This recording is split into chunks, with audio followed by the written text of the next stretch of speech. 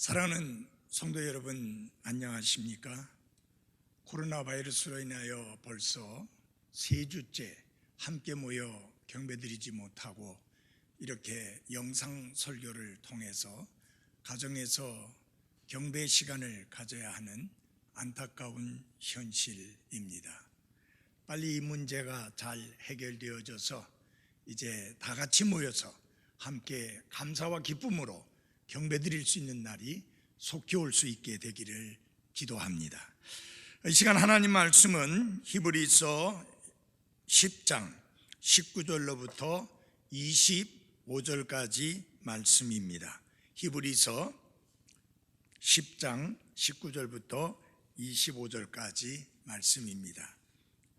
오늘은 제가 빈 의자를 향해서 설교하지 않아도 되도록 부목사 부부와 또 김영수 집사님 또 제 아내가 함께 참여해서 말씀을 듣게 되어서 오늘 설교하기가 훨씬 편할 것 같습니다. 그러므로 형제들아, 우리가 예수님의 피를 힘입어 새롭고 살아있는 길로 지성소에 들어갈 담대함을 얻었는데, 이 길은 그분께서 우리를 위하여 휘장 곧 자기의 육체를 통해 거룩히 구분하신 것이니라. 또 하나님의 집을 다스리는 대제사장께서 우리에게 계심으로 우리 마음이 뿌림을 받아 악한 양심으로부터 벗어났고 우리 몸은 순수한 물로 씻겼으니 우리가 믿음의 충만한 확신 속에서 진실한 마음으로 가까이 다가가자.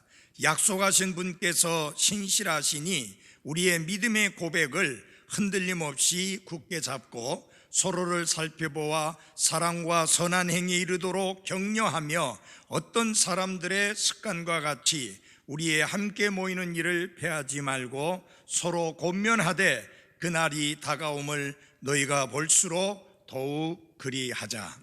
아멘. 기도하겠습니다. 살아계시고 참되신 우리 아버지 하나님, 오늘도 우리에게 새로운 하루를 허락하신 것을 감사합니다. 우리에게 허락되어진 이 새로운 하루는 어떤 분에게는 꼭 자기에게 이 새로운 날이 주어지기를 간절히 바라던 그 날이기도 합니다. 하나님 아버지, 오늘도 우리에게 주신 날을 기뻐하고 즐거워하며 하나님께 감사하며 하나님께 영광 돌리며 살아가게 하옵소서. 그리고 우리를 위협하고 있는 코로나 바이러스로부터 우리를 안전하고 건강하고 평안하게 지켜주실 뿐만 아니라 이 나라 국민들 모두와 전 세계의 사람들을 하나님께서 긍휼을 베푸사 빨리 이 코로나 바이러스에서 벗어날 수 있도록 하나님의 도우심과 권능의 손길과 긍휼의 손길이 함께해 주옵소서. 예수님 이름으로 기도했습니다. 아멘. 오늘 아침에는 그날이 다가옴을 볼수록 더욱 그리하자라는 말씀으로 여러분들에게 말씀을 드리겠습니다. 우리는 예수님의 피를 힘입어서 새롭고 살아있는 길로 지성소에 들어가는 곧 하나님의 거룩하신 존전에 나아갈 수 있는 특권을 얻었고, 그것도 하나님께 나아감에 있어서 우리가 두렵고 떨림으로가 아니라 담대함으로 나아갈 수 있는 은혜를 입게 되었습니다. 본래 지성소는 아무도 볼 수 없도록 휘장으로 가려져 있었을 뿐만 아니라 사람들의 접근을 철저하게 차단하였습니다. 오직 대제사장만이, 그것도 1년에 한 번 그곳에 들어갈 수가 있었습니다. 그러나 예수님께서는 자기의 육체를 통해서 새롭고 살아있는 길을 열어 놓으셨습니다. 새롭다고 하는 것은 옛것과 다르다는 것을 의미하는데, 옛것은 대제사장만이, 그것도 1년에 한 번만 들어갈 수 있었지만 이제 우리는 예수 그리스도를 통해서 언제나 하나님 앞에 나아갈 수 있는 은혜를 입게 되었습니다. 그리고 그 길을 살아있는 길이라고 했는데, 왜냐하면 예수님께서 항상 살아계셔서 여러분과 저를 위해서 중보하시기 때문에 우리는 그분을 힘입어 하나님 앞에 당당하게 나아갈 수 있게 된 것입니다.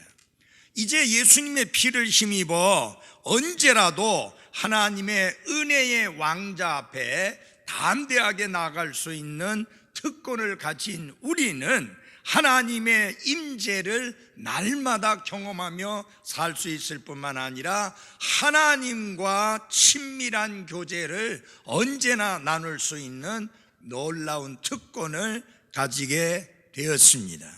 그런데 본문 말씀에 보면 이러한 특권을 누리게 될 성도에게, 이 복된 특권을 누릴 수 있는 은혜를 입은 성도들에게 세 가지 중요한 권면을 하고 있습니다.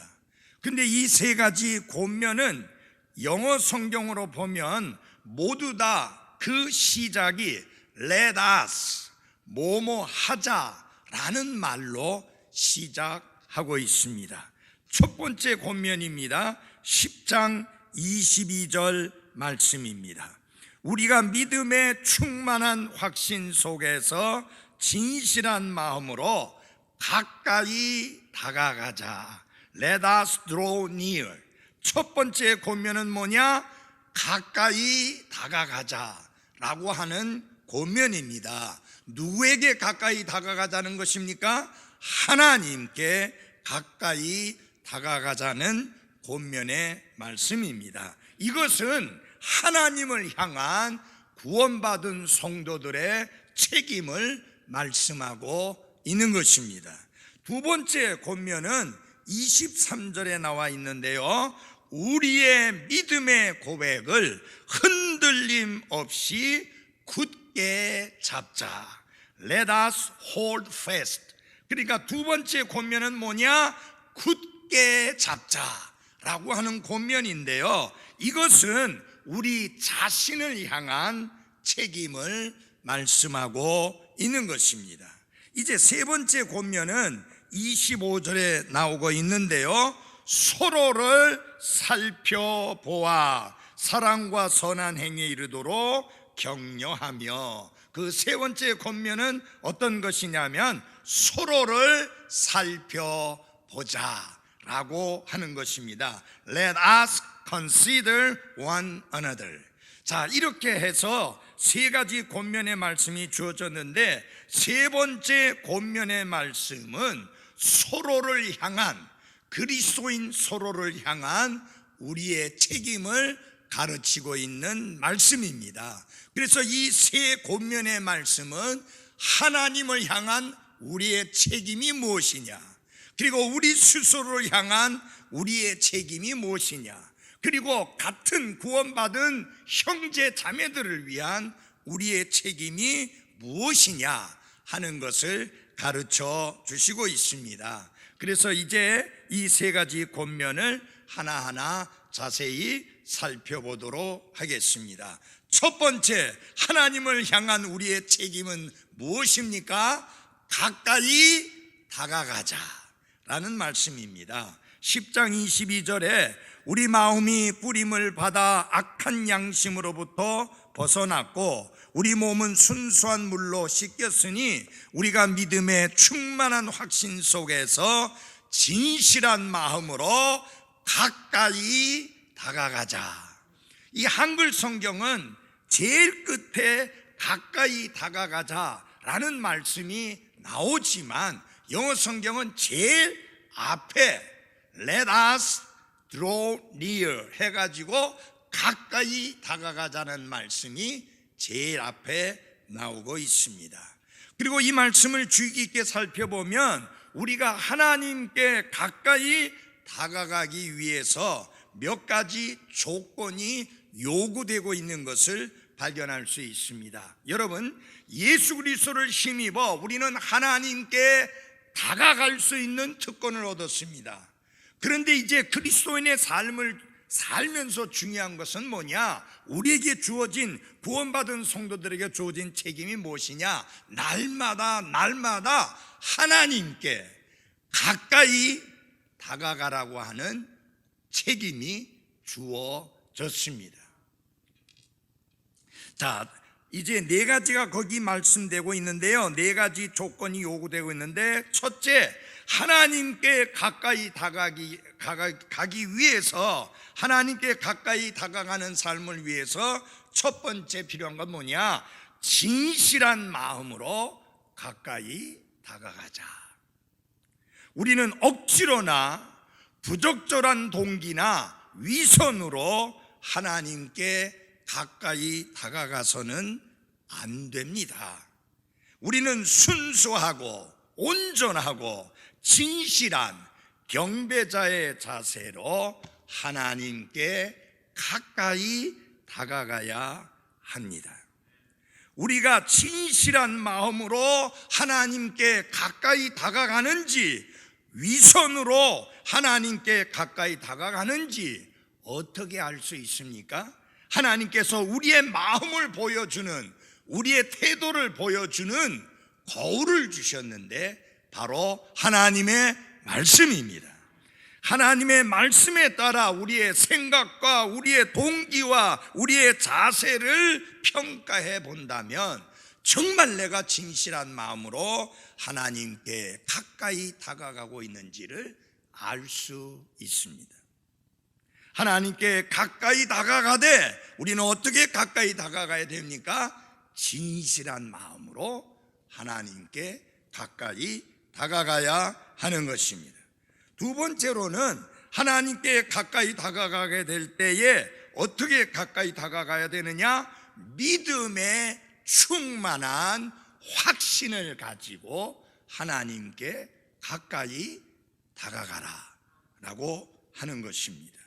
여기서 보면 믿음의 충만한 확신과 관련해서 두 가지 중요한 것을 말씀드리지 않을 수가 없습니다. 첫 번째는 무엇이냐? 하나님께 가까이 다가가는 사람은 구원에 대한 충만한 믿음의 확신을 가지고 하나님께 가까이 다가가야 합니다.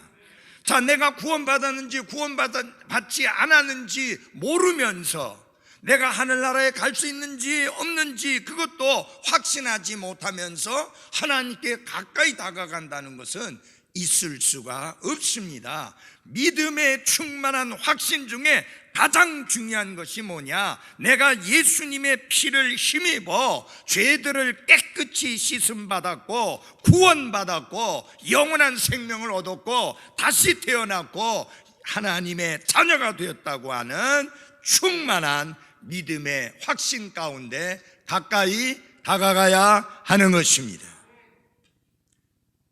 두 번째로는 하나님과의 교제에 대한 믿음의 충만한 확신 속에서 다가가야 합니다.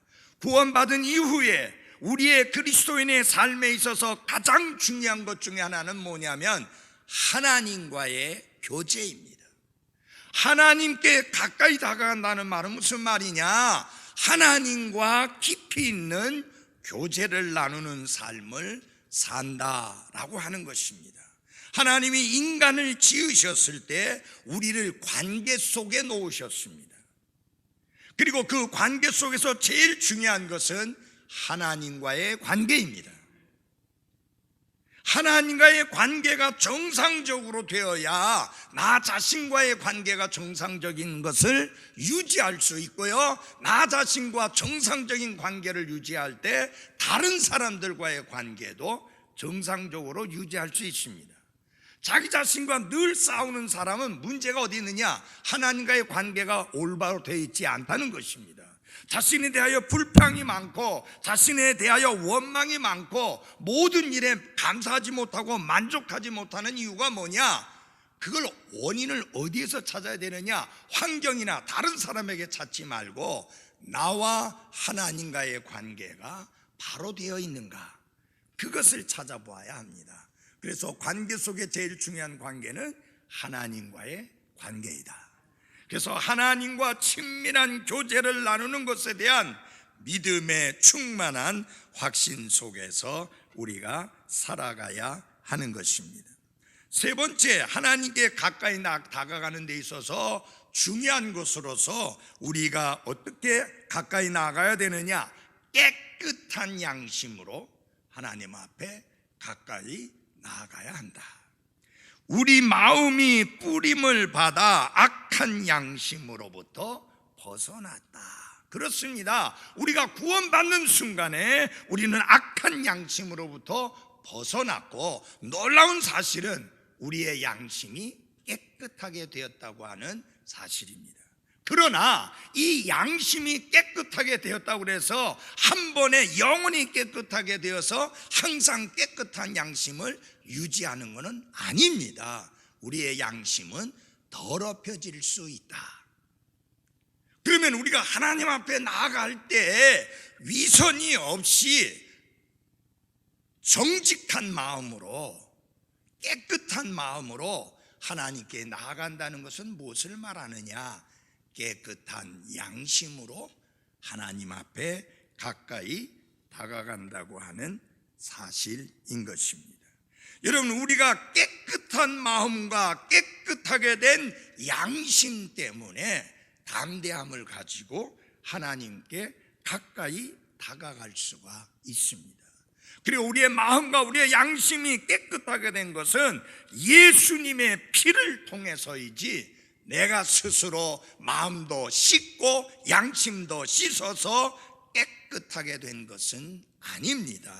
우리가 예수님의 피를 통해서 양심이 깨끗하게 되었고, 그 깨끗한 양심을 유지하는 삶을 살 때에 우리는 더 이상 죄책감에 사로잡히지 아니하고 하나님 앞에 당당하게 가까이 다가갈 수가 있는 것입니다.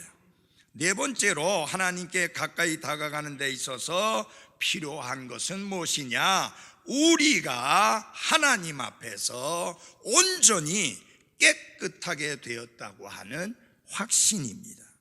여기 보면 우리 몸은 순수한 물로 씻겼으니 라고 말씀합니다. 여기서 말하는 몸은 이 육체, 이것을 말하는 것은 아닙니다. 우리 한번 예를 들어 보십시다. 로마서 12장 1절에 보면은 너희 몸을 거룩하고 하나님이 기뻐 받으실 만한 살아있는 희생물로 드리라고 했는데, 그러면 우리의 몸만 드리고 우리의 생각, 우리의 마음, 우리의 의지, 우리의 모든 것은 드리지 않고 오직 몸만 드리라고는 말은 아닙니다. 전 인격을 하나님 앞에 드리라고 하는 것이요, 내 자신 전체를 하나님 앞에 드리라고 하는 말씀인 것처럼, 몸을 순수한 물로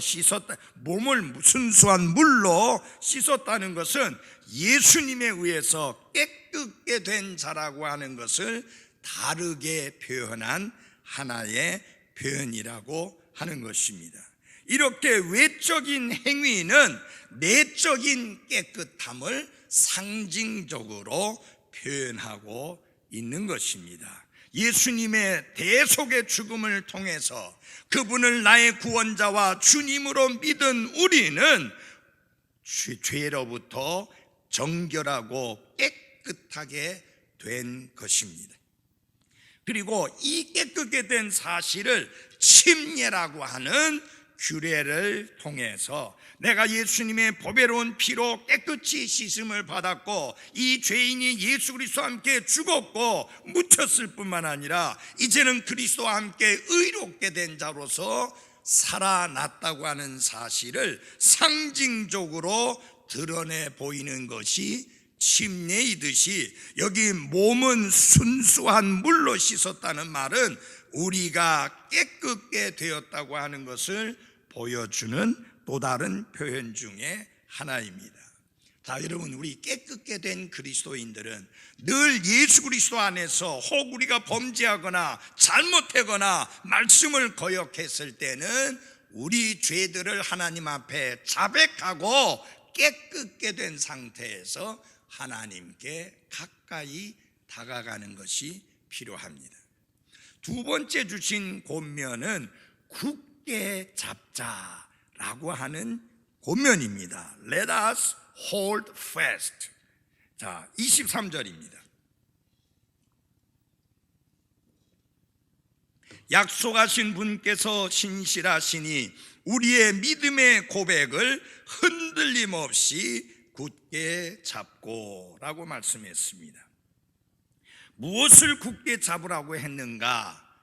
믿음의 고백을 굳게 잡으라 라고 말씀했습니다.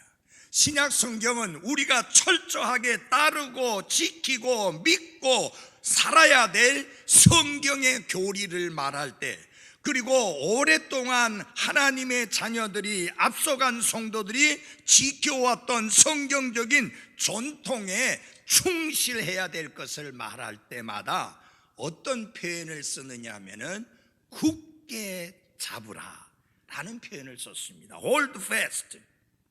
그러니까 우리는 지금 어떤 권면을 받고 있느냐? 믿음의 고백을 굳게 잡으라고 했는데, 여기서 믿음의 고백은 하나님과 그리스도와 성경과 그리고 미래와 하나님의 말씀이 가르치고 있는 모든 것에 대해서 믿는 내용뿐만 아니라 우리가 다른 사람들에게 전하거나 가르치거나 선포하는 내용, 그 모두를 가르쳐서 믿음의 고백이다, 그렇게 말씀합니다.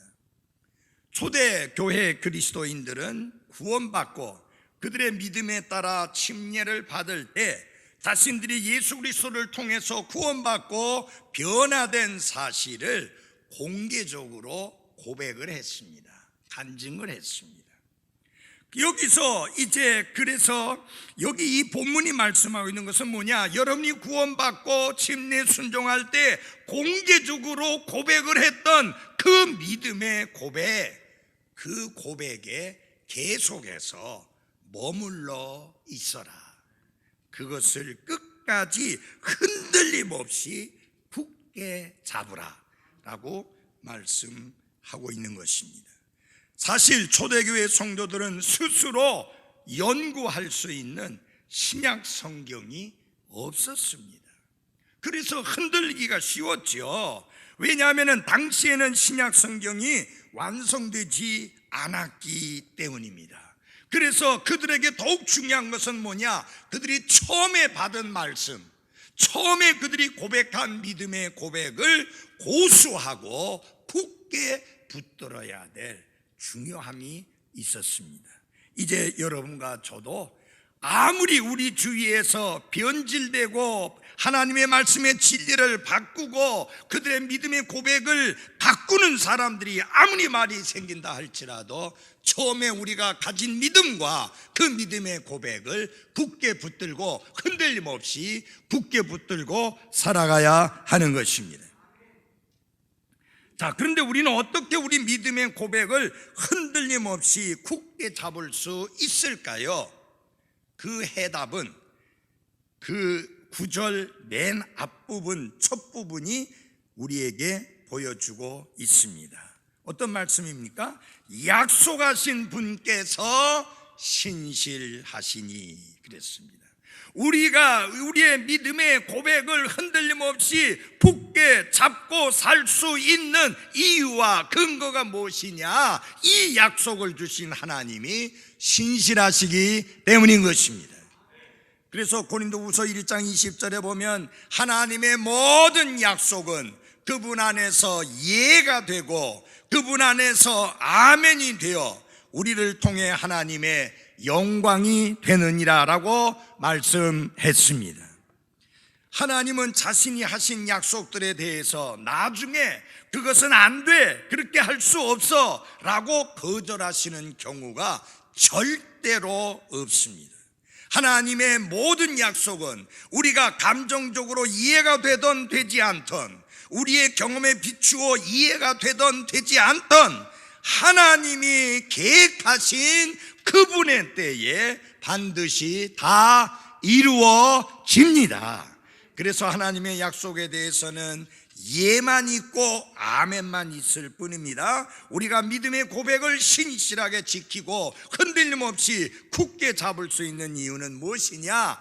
약속하신 하나님이 신실하시기 때문입니다. 그래서 이 말씀에서 강조하고자 하는 것은 그겁니다. 약속하신 분께서 신실하시다. 그렇다면 너희들 또한 그러해야 하지 않겠느냐? 그러니 흔들리지 말고 믿음의 고백을 굳게 잡아라 라고 말씀하는 것입니다. 아마 여러분들 가운데 어떤 분들은 신앙생활을 하다가 신앙생활을 중단하거나 포기하고 싶은 유혹을 받은 때가 있었을 것입니다. 성경은 그러한 시험이 들 때 하나님의 신실하심을 기억하라고 권면합니다. 약속하신 분께서 신실하시다. 그러므로 여러분의 믿음의 고백을 흔들림 없이 굳게 잡고 주님이 다시 오시는 그날까지 그 믿음을 지키라고 말씀하고 있는 것입니다. 마지막으로 세 번째 권면은 이 말씀입니다. 서로를 살펴보라. Let us consider one another. 서로를 살펴보아 사랑과 선한 행위에 이르도록 격려하며. 서로 살펴본다는 이 말은 주의 깊게 관찰한다, 자세히 살펴본다, 깊이 생각한다 라는 뜻입니다. 우리가 살펴볼 때 어떻게 살펴봐야 되느냐? 마치 망원경이나 현미경을 통하여 관찰하듯이, 그리고 자기의 귀중한 물건을 잃어버리고 난 다음에 그것을 찾고자 할 때에 그 간절한 마음과 같이 형제 자매들을 서로를 살펴보아야 하는 것입니다. 다른 그리스도인들을 격려하는 일은 충동적으로 되는 일이 아닙니다. 다른 그리스도인들에게 사랑과 선한 행위에 이르도록 격려할 수 있는 길을 깊이 생각하고 살펴보아야만 가능한 일입니다. 자, 우리가 서로 살펴보기 위해서는 어떻게 해야 되는가? 첫째, 우리가 한 지체임을 의식해야 합니다. 내 옆에 있는 형제, 내 옆에 있는 자매는 그리스도의 몸에 함께 붙어 있는 한 지체라는 사실을 의식할 때 우리가 서로 살펴보는 일이 가능하게 된 것입니다. 우리가 한 지체임을 의식하지 않는 한 자세히 살펴보는 일은 쉽지 않습니다. 예를 들어서 다른 사람의 손에 나 있는 상처는 자세히 살펴보지 않고 그냥 지나치기가 매우 쉽습니다. 그러나 자기 손이나 발이나 자기 몸의 어느 곳에 작은 상처라도 생기면 우리는 아주 자세히 살펴보게 됩니다. 왜요? 자기 몸의 일부분이기 때문입니다. 그러나 구원받아 예수님 안에서 한 지체가 된 우리는 더 이상 다른 사람의 문제와 나의 문제를 따로 구분하여 생각할 수가 없습니다. 왜냐하면 그리스도 안에서 하나님께서 우리를 한 몸의 지체로 삼아 주셨기 때문입니다. 두 번째로 서로 살피는 삶이 가능하게 되기 위해서는 서로에 대한 관심을 개발해야 합니다. 각 사람의 필요에 대하여 늘 관심을 기울여야 우리가 진정으로 깊이 생각하는, 살펴보는 삶이 가능한 것입니다. 다른 사람들에 대한 관심의 폭이 넓어지고 그 깊이가 깊어지는 것은 갑자기 어느 순간에 되는 게 아닙니다. 우리는 그와 같은 관심을 가질 수 있도록 우리 스스로를 개발해야 되고, 그래서 작은 일에서부터 관심을 가지다 보면 더 넓고 더 깊은 관심으로 나아가게 된다고 하는 것입니다. 자, 그러면 서로 살펴보면서 무엇을 하라고 성경은 말씀하고 있는가요? 여기 10장 24절에 보면은 사랑과 선한 행위에 이르도록 격려하되 라고 말씀하고 있습니다. 우리가 서로를 살펴보며 해야 할 첫 번째 일은 무엇이냐? 서로를 격려해야 합니다. 이 격려라고 하는 단어는 박차를 가하다 라는 뜻을 가진 그리스어에서 나온 말로서 무엇을 하도록 자극을 주다, 무엇을 하도록 분발시키다 라는 뜻을 가지고 있습니다. 우리는 다른 형제 자매들을 자극해서 박차를 가해서 그들이 마땅히 해야 할 일들을 할 수 있도록, 그리고 그들이 해서는 안 되는 일은 하지 않도록 그렇게 북돋아 줄 필요가 있다고 하는 것입니다. 그래서 이와 같은 자극은 긍정적인 면과 부정적인 면에서 다 함께 해야 되는데요, 잘하고 있는 것은 더 잘하도록 격려하고 잘못된 것은 고치도록 격려해야 합니다. 부족한 영역에서는 더욱 힘써 그것을 잘 개발해 나가도록 자극을 주어야 되고, 그 자극을 줌에 있어서 때로는 경책하기도 해야 되고 때로는 위로하기도 함으로써 도와주어야 하는데, 성경은 두 가지 부분에서 우리가 서로 격려해야 될 것을 말씀합니다. 하나는 사랑입니다. 이 히브리서를 받은 수신인들은 성도들을 섬기고 감옥에 갇힌 자들을 돌아보면서 서로를 향한 형제 자매의 사랑을 잘 실천했고 잘 나타내었습니다. 여러분, 다른 사람이 사랑을 하는, 사랑을 베푸는, 사랑을 나타내는 삶을 살아갈 수 있도록 자극을 주어야 한다. 사랑은 예수 그리스도의 제자됨의 표시입니다. 너희가 서로 사랑하면 세상이 너희가 내 제자인 줄 알리라. 왜 세상이 안다고 했습니까? 세상은 미움만 가득하지 사랑이 없습니다. 그런데 우리가 서로 사랑하게 될 때 역시 예수 그리스도의 제자구나 라는 표시가 나게 된다는 것입니다. 그리스도인들의 삶에서 나타나야 될 최상의 덕목 중에 하나가 무엇이냐? 사랑입니다. 두 번째로 선한 행위에 이르도록 격려해야 합니다. 사랑은 단순한 감정이나 느낌이 아닙니다. 우리가 사랑한다 할 때 그건 형용사가 아니에요. 동사예요. 그 말은 무슨 말이냐? 사랑은 움직이고 사랑은 행동한다 라고 하는 것입니다. 그 사랑은 어떤 것으로 나타나야 된다고 성경은 말씀하고 있습니까? 선한 행위로 나타나야 된다고 말씀합니다. 선한 행위라는 게 뭐냐? 상대방의 유익을 위해서 행하는 모든 행위를 선한 행위라고 말합니다. 그리고 선한 행위 중에 선한 행위가 무엇이냐? 잃어버린 혼들을 그리스도께로 인도해서 그 천하보다도 귀중한 혼이 구원받게 하는 것입니다.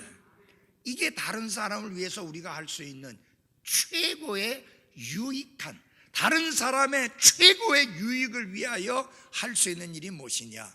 잃어버린 그들의 혼이 구원받도록 그리스도께로 인도하는 것입니다. 물론 우리는 선한 행위로 구원받지 않았습니다. 그러나 우리는 예수님 안에서, 그리스도 예수님 안에서 선한 행위를 하도록 창조된 자들입니다. 그래서 에베소서 2장 10절에 보면 우리는 그분의 작품이요 그리스도 예수님 안에서 선한 행위를 하도록 창조된 자들이니라. 하나님께서 그 선한 행위를 미리 정하신 것은 우리가 그 행위 가운데에서 걷게 하려 하심이니라. 우리는 다른 그리스도인들이 사랑과 선한 행위에 이르도록 자극을 주고 박차를 가해야 하는 것입니다. 그렇지 아니하고 그대로 방치한다면 이것은 우리가 무관심을 보이는 것인데, 안타까운 현실은 오늘날 교회 안에서 너무나 이런 일이 등한시 되고 있다고 하는 것입니다. 설교를 듣고 설교를 통해 감동을 받는 것으로 끝날 것이 아니라 그 이후에 계속 그 말씀대로 내가 살아야 될 뿐만 아니라 다른 그리스도인들도 그 말씀대로 살 수 있도록 박차를 가하는, 북돋아 주는, 격려하는 그 일을 해야 하는 것입니다. 그리고 그 일은 한 번으로 그쳐서는 안 되고 계속 되어져야 합니다. 두 번째로 우리가 서로를 살펴보아 해야 할 일은 무엇이냐? 함께 모이는 일을 서로 권면해야 합니다. 25절에 보면 어떤 사람들의 습관같이 우리의 함께 모이는 일을 폐하지 말고 서로 권면하여 그 날이 다가옴을 너희가 볼수록 더욱 그리하자. 우리는 모이기를 폐하지 않음으로써 그 책임을 완수할 수 있습니다. 당시에 모이기를 힘쓰는 것은 그리스도인들에게 선택사항이 아니었습니다. 그들은 공적으로도 열심히 모였고 사적으로도 열심히 모였습니다. 공적으로는 회당에서 공적인 모임을 가졌고 또 사적으로는 가정에서 비공식적인 친밀한 모임을 계속해서 가짐으로 말미암아 그들은 날마다 마음을 같이하여 모이기를 힘썼습니다. 물론 지금 산업화 시대에 우리가 매일 모이기를 힘쓰는 것은 불가능하지만 적어도 우리가 공적으로 함께 모이는 주일날 오전 오후와 수요일 그리고 금요 성경 공부 같은 시간에 모이기를 힘쓰는 것은 대단히 중요한 일입니다. 이 모인다고 하는 단어가 신약 성경에 딱 2번 나옵니다. 한 번은 히브리서 10장 25절에서 assembling, 그 말씀에서 모이는 것과 관련해서 한 번 나와 있고요. 그 다음에 데살로니가 후서의 2장 1절에서 한 번 더 나옵니다. 형제들아, 우리 주 예수 그리스도의 오신가 우리가 그분께로 함께 모이는 것으로 말미암아 이제 우리가 너희에게 간청하노니. 앞에는 어셈블링 했는데 뒤에는 게더링이라고 했는데 그리스어는 같은 뜻입니다. 여러분, 어셈블링은 뭡니까? 이 교회의 의미를 담고 있습니다. 교회는 불러냄을 받은 사람들의 무리입니다. 그래서 하나님께서 불러내어 따로 모인 사람들이라고 해서 The Assembly of God 이렇게 말합니다. 그런데 게더링이라고 하는 것은 이젠 교회로서 따로 모일 필요가 없잖아요. 모든 세대에 구원받은 성도들이 다 함께 한 곳으로 집합하니까 거기서 영어에서는 게더링이라고 하는 단어를 썼습니다. 참 이 킹제임스 성경을, 영어 성경을 보면 볼수록 참 하나님이 섭리 가운데 얼마나 놀랍게 말씀 하나하나의 의미를 밝히기 위해서 각기 다른 단어를 사용하게 하셨는지 하나님의 지혜를 얻은 그 번역자들의 놀라움이 돋보이는 것입니다.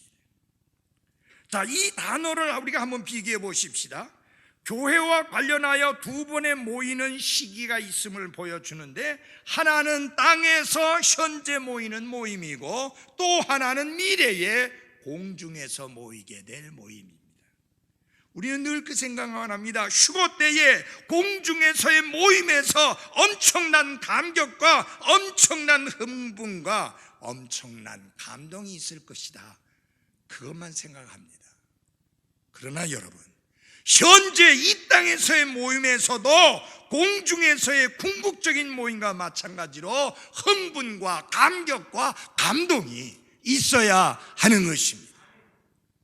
지금 같이 모이지 못한 지가 3주째 돼가니까 흥분도 없어요, 감격도 없어요, 감동도 없어요. 짜증스러워요. 언제 모여야 됩니까, 목사님? 언제쯤 우리 모일 수 있습니까? 하루, 일주일이 너무 지루합니다. 이 함께 모이지 못했던 시간들 때문에 다시 모이게 될 때는 감격과 감동과 흥분이 넘쳐나는 그런 시간이 될 수 있기를 기대합니다. 우리가 함께 모이는 게 왜 중요합니까? 함께 모여서 함께 하나님께 영과 진리로 경배드리며 하나님을 경배하는 것만으로 끝나는 게 아니라 중요한 것 또 하나가 뭡니까? 성도들 간의 교제입니다. 우리는 그 성도들과의 친밀한 교제를 통해서 서로 예수님의 형상을 닮아가도록 자극을 주고 격려를 하고 돕게 되는 겁니다.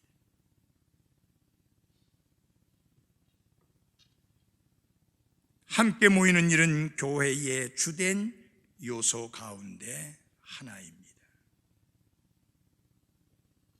함께 모여 경배를 드리고 교제를 나누는 것은 구원받은 그리스도인들만의 귀중한 특권입니다. 히브리서가 기록될 당시에는 그리스도인들에 대한 핍박이 극심하였습니다. 그들은 단지 그리스도인이라는 이유만으로도 심한 박해를 받았습니다. 심지어 사회로부터 매장당하며 죽임을 당하기도 했습니다. 그래서 많은 그리스도인들이 함께 모이는 일을 폐하는 습관을 갖게 된 것입니다. 그래서 하나님은 사도 바울을 통해서 단호하고도 분명하게 그들에게 촉구를 하고 있습니다. 어떤 사람들의 습관과 같이 우리의 함께 모이는 일을 폐하지 말자라고 말씀합니다. 히브리서 기자가 당시의 어려운 형편을 이해하지 못한 것은 아닙니다. 그러나 사도 바울은 그리스도인들이 모든 어려움을 무릅쓰고서라도 힘써 모여야 할 가치가 있다고 강조하고 있는 것입니다. 그래서 그렇게 강하게 권면한 것입니다. 우리의 대적 마귀는 우는 사자같이 삼킬 자를 찾고 있습니다. 이러한 마귀가 누구를 공격하겠습니까? 떨어져 있어 함께 모이는 일을 폐하는 사람을 공격 대상으로 삼을 것입니다. 그 날이 다가옴을 너희가 볼수록 더욱 그리하자. 그날 곧 그리스도의 재림의 날은 반드시 옵니다. 예수 그리스도께서 말씀하신 대로 그분은 다시 오십니다. 우리 그리스도인들은 예수님께서 어느 순간에라도 오실 것처럼 살아야 하는 것입니다. 그리고 예수 그리스도께서 다시 오실 때 우리의 주님을 향한 헌신과 그리고 예수 그리스도를 기다리고 있는 우리의 모습이 아름답고 주님 보시기에 기뻐하실 만한 그런 모습을 보이며 살아갈 수 있기를 바랍니다. 우리는 무슨 일을 하든지 상황을 올바르게 직시하는 시야를 가져야 합니다. 만일 우리가 그 날이 다가옴을 보지 못하고 산다면 결국 우리는 부끄러움을 당하게 될 것입니다. 성경은 그 날이 다가옴을 너희가 볼수록 더욱 그리하자라고 권면했는데 무엇을 하라는 것입니까? 하나님께 가까이 다가가는 것을 더욱 그렇게 하자는 것입니다.